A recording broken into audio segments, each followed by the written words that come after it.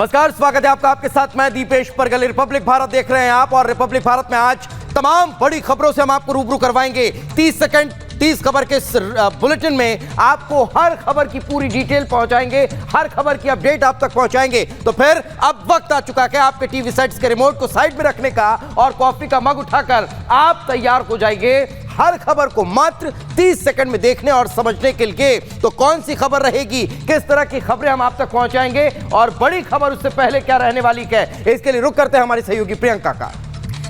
धन्यवाद दीपेश। नमस्कार, मैं हूं आपके साथ प्रियंका शर्मा और सीधा बुलेटिन की शुरुआत बड़ी खबर के साथ करेंगे।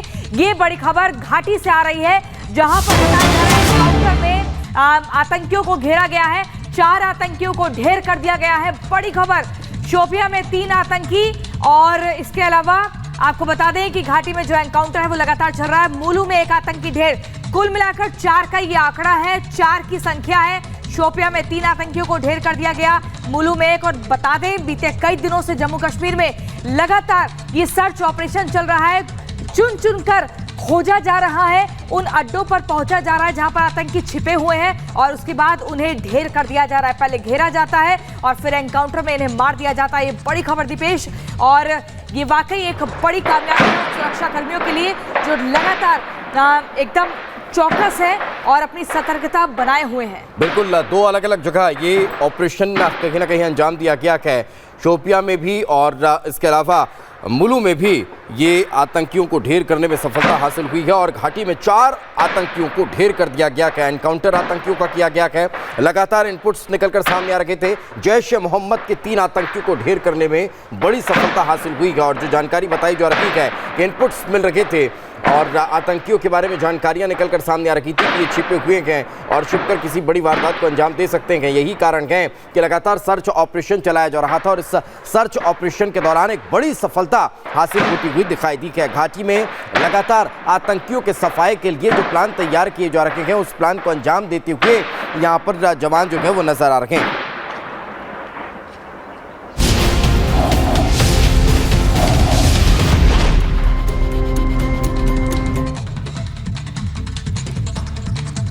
और इसी बीच अब खबरों में आगे बढ़ते हैं और अब सीधा शुरुआत करते हैं 30 सेकंड में 30 खबर। सबसे पहली खबर जो होगी वो है उत्तरकाशी से, जहां पर बर्फीले तूफान के चलते एक बड़ा हादसा हुआ है और इसी बीच 10 लोगों की मौत की खबर है। आखिर कैसे ये हादसा हुआ, क्या मौजूदा स्थिति बनी हुई है, एक रिपोर्ट के जरिए आपको दिखाते हैं।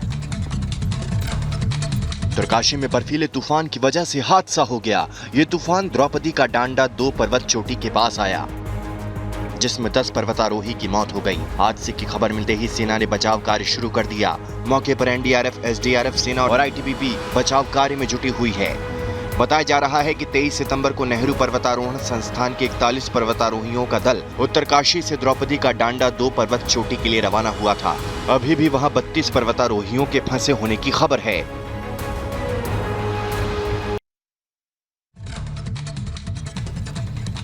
तो उत्तरकाशी में हुए इस हादसे के बाद लगातार सरकार एक्शन में नजर आ रही है और इसको लेकर अब एक्शन प्लान भी तैयार कर लिया गया है। बताया गया जा रहा है सरकार ने सेना से भी रेस्क्यू में मदद की मांग की है। देखिए 30 सेकंड में ये पूरी रिपोर्ट।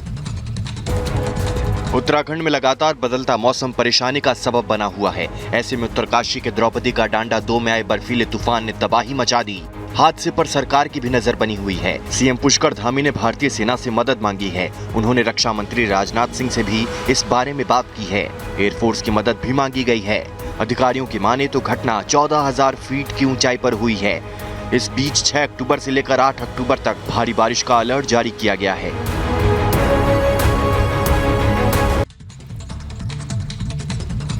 इसी बीच आपको बता दें, बर्फीले तूफान से जो ये हादसा हुआ है, इसको लेकर लगातार रेस्क्यू ऑपरेशन चल रहा था, लेकिन उसको रोकना पड़ गया क्योंकि एकाएक मौसम खराब हुआ। लगातार बर्फबारी हो रही है। इसी बीच सीएम धामी ने रक्षा मंत्री राजनाथ सिंह से भी बात की ताकि सेना की संख्या और बढ़ाई जाए और रेस्क्यू में तेजी आ सके। देखिए रिपोर्ट। उत्तरकाशी में हुए हादसे के बाद पर्वतारोहियों को बचाने का रेस्क्यू ऑपरेशन रोकना पड़ गया है, क्योंकि उस पहाड़ पर फिलहाल तेज बर्फबारी हो रही है। सीएम धामी ने बताया कि रक्षा मंत्री राजनाथ सिंह से बातचीत कर रेस्क्यू अभियान में तेजी लाने के लिए सेना की मदद लेने के लिए अनुरोध किया है, जिसको लेकर उन्होंने हमें केंद्र सरकार की ओर से हर संभव सहायता देने के लिए आश्वस्त किया है। सभी को सुरक्षित निकालने के लिए कोशिश की जा रही है। अब तक इसमें 10 लोगों की जान जा चुकी है। और अब बात करते हैं उत्तराखंड के पौड़ी की, जहां पर एक बड़ा बस हादसा हुआ है। बड़े सड़क हादसे में बारात में अब रवाना हो रही बस हादसे का शिकार हो गई और इस पूरे मसले को लेकर अब जांच पड़ताल भी की जा रही है। देखिए 30 सेकंड में ये पूरी रिपोर्ट। उत्तराखंड के पौड़ी में मंगलवार को एक और हादसे की खबर आई, जहां एक बारातियों से भरी बस खाई में गिर गई। हादसे में अब तक 25 लोगों की मौत की खबर आई है। बस में करीब 40 से 45 बाराती सवार थे। यह हादसा लैंसडाउन के सिमड़ी गांव के पास हुआ है। बस बारात को वापस लेकर आ रही थी। उत्तराखंड के सीएम पुष्कर सिंह धामी ने इस हादसे पर दुख जताया है। आशंका है कि हताहतों की संख्या काफी अधिक हो सकती है। Bureau report, Republic Bharat. और उत्तराखंड के पौड़ी में जो बस हादसा हुआ है, इसमें उत्तराखंड के मुख्यमंत्री से लेकर पूरा प्रशासन हर कोई एक्टिव मोड में है। इसके अलावा जो घायल हुए हैं अस्पताल में पहुंचाया जा रहा है। वहीं सीएम धामी ने अपने जितने भी पहले से कार्यक्रम थे उनको आगे के लिए पोस्टपोन कर दिया है। लेकिन क्या कुछ मौजूदा स्थिति बनी हुई है, एक रिपोर्ट के जरिए आपको दिखाते हैं। उत्तराखंड के पौड़ी में बस हादसे को लेकर प्रशासन भी एक्टिव मोड में है। पुलिस और रेस्क्यू टीम ने गाँव वालों से भी संपर्क बनाया हुआ है।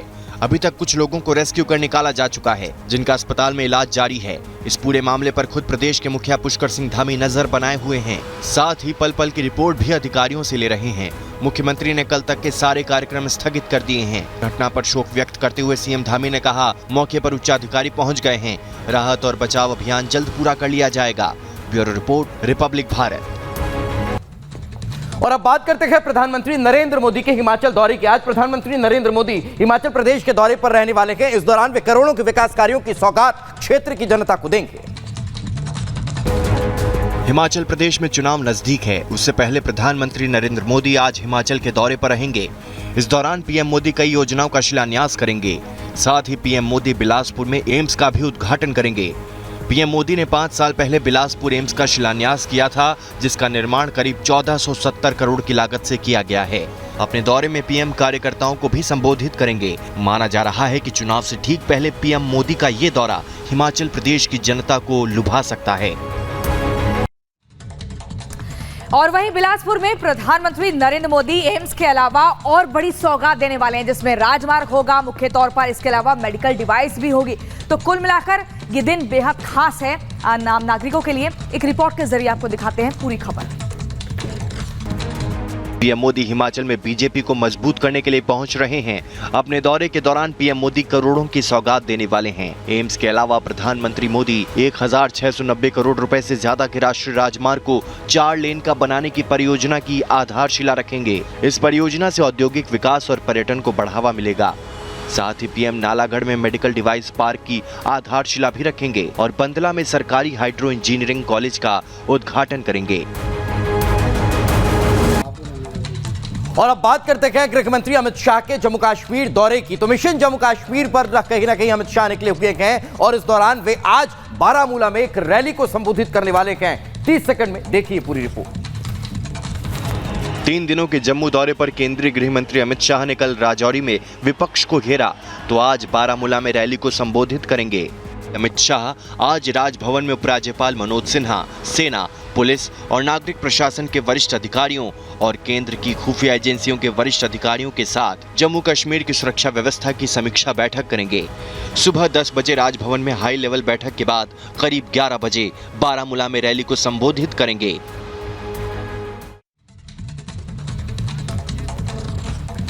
और इसी बीच बेहद खास खबर देखिए, आरएसएस ने पहली बार अपनी 97 साल की परंपरा को तोड़ दिया है और इस बार जो नागपुर के रेशमबाग में दशहरा रैली उत्सव होना है, इस कार्यक्रम में पहली बार कोई महिला चीफ गेस्ट के तौर पर देखी जाएंगी। क्या है पूरी खबर, देखिए इस रिपोर्ट में। आरएसएस की स्थापना के बाद से हर साल नागपुर में दशहरे पर कार्यक्रम का आयोजन होता है, लेकिन इस बार पिछले 97 साल की परंपरा टूट गई है। पहली बार इस कार्यक्रम में संघ ने किसी महिला को मुख्य अतिथि के तौर पर आमंत्रित किया। संघ ने 2 बार एवरेस्ट पर्वत को फतह करने वाली महिला संतोष यादव को आमंत्रित किया। नागपुर के रेशमबाग मैदान में आयोजित हो रहे इस कार्यक्रम में मोहन भागवत ने पहले शस्त्र पूजा की, फिर संघ के स्वयंसेवकों ने शारीरिक क्षमता का प्रदर्शन किया। Bureau report, Republic Bharat.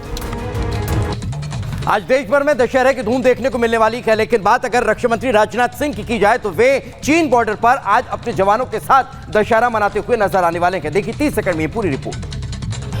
रक्षा मंत्री राजनाथ सिंह आज चीन बॉर्डर पर सेना के जवानों के साथ दशहरा मनाएंगे। राजनाथ सिंह कल ही उत्तराखंड पहुंचे हैं। देहरादून की जॉली ग्रांट एयरपोर्ट पहुंचने पर रक्षा मंत्री का सीएम पुष्कर सिंह धामी ने स्वागत किया। 2 दिनों के दौरे के दौरान रक्षा मंत्री उत्तराखंड के चमोली जिले के माणा और औली भी जाएंगे। बॉर्डर पर सेना के जवानों के साथ बातचीत करने के साथ ही राजनाथ सिंह बड़ा खाना में भी शामिल होंगे।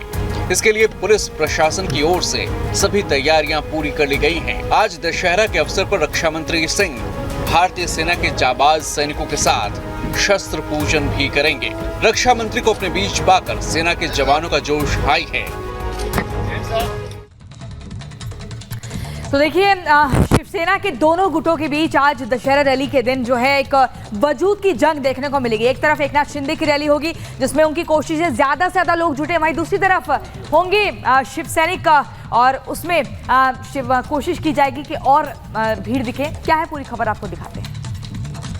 शिवसेना के दोनों गुटों के बीच विवाद थमने का नाम ही नहीं ले रहा है। दोनों के बीच जितनी लड़ाई दशहरा रैली के आयोजन स्थल को लेकर थी, उतनी ही अब इस रैली में भीड़ इकट्ठा करने की है। उद्धव और शिंदे अपनी अपनी राजनीतिक ताकत दिखाने का कोई भी मौका नहीं छोड़ना चाहते हैं। यही कारण है कि आज होने वाली दशहरा के रैली में शिंदे और उद्धव ठाकरे ज्यादा से ज्यादा भीड़ इकट्ठा करने की कोशिशों में जुटे हैं। शिवसेना के दोनों गुटों में उद्धव ठाकरे दादर के शिवाजी पार्क में शाम 6:30 बजे पारंपरिक दशहरा रैली करने जा रहे हैं। और अब बात करते हैं दिल्ली के लाल किला में होने जा रहे दशहरा पर्व की। तो आज दिल्ली के लाल किला मैदान में भी रावण दहन का कार्यक्रम होने वाला है। इसकी तैयारियां पूरी कर ली गई और बताया यह जा रहा है कि इस बार का दिल्ली में होने वाला रावण दहन बेहद खास है। देखिए 30 सेकंड में पूरी रिपोर्ट। दशहरे के पावन पर्व पर देश भर में रावण दहन की तैयारियां की जा रही हैं। इसी कड़ी में दिल्ली के लाल किला में आयोजित लव कुश रामलीला में रावण दहन की भव्य तैयारियां पूरी हो गई हैं। रावण दहन को ऐतिहासिक बनाने के लिए यहां 1-2 नहीं बल्कि 9 पुतलों का दहन किया जाएगा। इस आयोजन में राष्ट्रपति द्रौपदी मुर्मू, दिल्ली के सीएम अरविंद केजरीवाल और एक्टर प्रभास मुख्य अतिथि के रूप में शामिल होंगे। आयोजकों से मिली जानकारी के अनुसार देश में ऐसा पहली बार होगा जब एक साथ 9 पुतलों का दहन किया जाएगा। तीनों अतिथियों के पुतला दहन करने के लिए व्यवस्थाएं की गई हैं। और इसी बीच अगली बेहद दिलचस्प खबर है। देखिए, उत्तर प्रदेश के मुख्यमंत्री सीएम योगी आदित्यनाथ आज गोरखपुर की चिड़ियाघर में 2 तेंदुए के बच्चों का नामकरण करने वाले हैं। क्या है पूरी खबर दिखाते हैं 30 सेकंड की रिपोर्ट में। वन्य जीव सप्ताह के दौरान आज का दिन गोरखपुर चिड़ियाघर के लिए बेहद खास होगा। आज सीएम योगी आदित्यनाथ इस चिड़ियाघर में 2.5 महीने पहले लाई गई सफेद बाघिन गीता को क्रॉल से मुख्य बाड़े में प्रवेश कराएंगे। इसके साथ ही मुख्यमंत्री तेंदुए के 2 बच्चों का नामकरण भी करेंगे। मुख्यमंत्री की ओर से व्हाइट टाइगर को मुख्य बाड़े में प्रवेश कराए जाने के साथ ही पर्यटक अब इसका दीदार भी कर सकेंगे। सीएम के कार्यक्रम को लेकर चिड़ियाघर प्रशासन तैयारियों में जुटा हुआ है। इतना ही नहीं, कानपुर चिड़ियाघर से हिमालयन ब्लैक बियर भी लाए जा रहे हैं। और अब बात करते हैं विदेश मंत्री एस जयशंकर के विदेश दौरे की। तो वे 6 दिनों के न्यूजीलैंड और ऑस्ट्रेलिया दौरे पर रवाना होने जा रहे हैं। आखिर क्या खास इस दौरे में रहेगा, देखिए 30 सेकंड में। विदेश मंत्री डॉक्टर एस जयशंकर आज से 6 दिन के न्यूजीलैंड और ऑस्ट्रेलिया दौरे पर रहेंगे। विदेश मंत्री की न्यूजीलैंड की पहली यात्रा होगी। ऑकलैंड में विदेश मंत्री 6 अक्टूबर को न्यूजीलैंड के प्रधानमंत्री जैसिंडा अर्डर्न के साथ एक कार्यक्रम में भाग लेंगे। दोनों नेता आजादी का अमृत महोत्सव न्यूजीलैंड में मनाने के लिए डाक टिकट जारी करेंगे। साथ ही विदेश मंत्री ऑकलैंड में न्यूजीलैंड के विदेश मंत्री नानैया महूता के साथ द्विपक्षीय बैठक भी करेंगे और हमारे संबंधों के संपूर्ण पहलुओं पर चर्चा करेंगे। आज यानी दशहरे के मौके पर टीआरएस ने एक अहम बैठक बुलाई है और आज ही के दिन देखिए नए नाम के साथ राष्ट्रीय पार्टी का ऐलान भी किया जा सकता है। क्या है पूरी खबर 30 सेकंड की रिपोर्ट में दिखाते हैं। दशहरे के इस खास मौके पर तेलंगाना राष्ट्र समिति के अध्यक्ष के चंद्रशेखर राव आज नए नाम के साथ राष्ट्रीय पार्टी का ऐलान कर सकते हैं। टीआरएस की जनरल बॉडी मीटिंग में इसे लेकर औपचारिक फैसला लिया जा सकता है। टीआरएस जनरल बॉडी मीटिंग के लिए जेडीएस नेता एचडी कुमारस्वामी भी हैदराबाद पहुंचे हैं। कुमारस्वामी और उनके पार्टी के विधायक नेता भी टीआरएस की जनरल बॉडी मीटिंग में शामिल होंगे। बताया जा रहा है कि टीआरएस अध्यक्ष केसीआर राष्ट्रीय राजनीति को लेकर अपने दृष्टिकोण को लोगों के सामने रख सकते हैं। और अब बात उत्तर प्रदेश के एटा की करते हैं, जहां पर रामनवमी के अवसर पर एक विशेष शोभा यात्रा निकाली गई और ये शोभा यात्रा सभी के लिए आकर्षण का केंद्र थी। क्या खास था इसमें, 30 सेकंड में देखिए। यूपी के एटा में रामनवमी के दिन शहर में मां काली की शोभा यात्रा आकर्षण का केंद्र बन गई। शोभा यात्रा बुलडोजर बाबा के रूप में निकाली गई। शोभा यात्रा में सड़क पर दौड़ता हुआ दिखा बाबा का बुलडोजर। भव्य शोभा यात्रा को देखने भारी संख्या में लोग पहुंचे। शोभा यात्रा के दौरान बुलडोजर बाबा की झांकी पर बीजेपी के झंडे लगे हुए नजर आए। इस दौरान लोगों ने योगी और मोदी जिंदाबाद के नारे लगाए। साथ ही कहा कि भूमाफिया और गुंडों को संदेश देने और 2024 में फिर से बीजेपी की सरकार बनाने का संदेश देने के लिए झांकी निकाली गई है। और इसी बीच अगली बड़ी खबर, यूपी के मऊ में देर रात दुर्गा पूजा पंडाल में आग लगने से अफरा तफरी का माहौल बन गया। दरअसल शॉर्ट सर्किट की वजह से ये हादसा हुआ, जिसमें मुख्य तौर पर जो फायर कर्मी वहां मौजूद थे उन्होंने मौके पर ही तत्परता दिखाते हुए और तुरंत ही लोगों को बचाने का काम किया। क्या है पूरी खबर, 30 सेकंड की रिपोर्ट में दिखाते हैं। यूपी के मऊ में दुर्गा पूजा पंडाल में हादसा हो गया। दुर्गा पूजा पंडाल में देर रात दर्शन करते समय शॉर्ट सर्किट से आग लग गई। आग लगने के साथ ही मौके पर अफरा तफरी का माहौल बन गया। मौके पर मौजूद फायर कर्मचारियों ने तत्परता दिखाते हुए आग पर काबू पाया। बताया जा रहा है कि नवरात्रि के आखिरी दिन सैकड़ों की संख्या में श्रद्धालु दर्शन करने के लिए पहुंचे थे। जानकारी के मुताबिक आग लगने की इस घटना में किसी भी प्रकार से जनहानि नहीं हुई है। और अब बात करते हैं वन्य जीव संरक्षण सप्ताह की। तो उत्तर प्रदेश में वन्य जीव संरक्षण सप्ताह मनाया जा रहा है और उत्तर प्रदेश का वन विभाग इसको लेकर लोगों को जागरूक करने में जुटा हुआ है। देखिए 30 सेकंड में ये पूरी रिपोर्ट। यूपी के अंबेडकर नगर में वन्य जीव संरक्षण सप्ताह के मौके पर वन विभाग ने नई पहल की है। वन विभाग ने लोगों को जीवों के संरक्षण को लेकर एक अभियान चलाया है, जिससे कि लोगों में जागरूकता बढ़े। वन विभाग के इस अभियान का मकसद है कि वन्य जीव संरक्षण को बढ़ाया जाए, जो प्राकृतिक संतुलन के लिए बहुत ही जरूरी है। ये सप्ताह सभी जीवों को जीने का हक और संरक्षण करने के लिए मनाया जाता है। इसी कड़ी में वन विभाग लोगों को जागरूक करने के लिए अभियान चला रहा है। Bureau report, Republic Bharat. और अब अगली खबर बहुत ही हैरान और परेशान कर देने वाली यूपी के बुलंदशहर से आ रही है, जहां पर 2 चचेरे भाइयों को पहले अगवा किया जाता है, उनका अपहरण किया जाता है, उसके बाद उन्हें मौत के घाट उतार दिया जाता है और उनका शव मिलता है गंगा नदी के अंदर से। क्या है पूरी खबर, देखिए इस रिपोर्ट में। यूपी के बुलंदशहर में अवैध संबंधों के चलते 2 चचेरे भाइयों के अपहरण के बाद हत्या का मामला सामने आया है, जहां हत्या करने के बाद आरोपियों ने शव गंगा नदी में फेंक दिए। बताया जा रहा है कि कैलावन गांव में दोनों भाई 2 दिन पहले काली शोभा यात्रा देखने गए थे।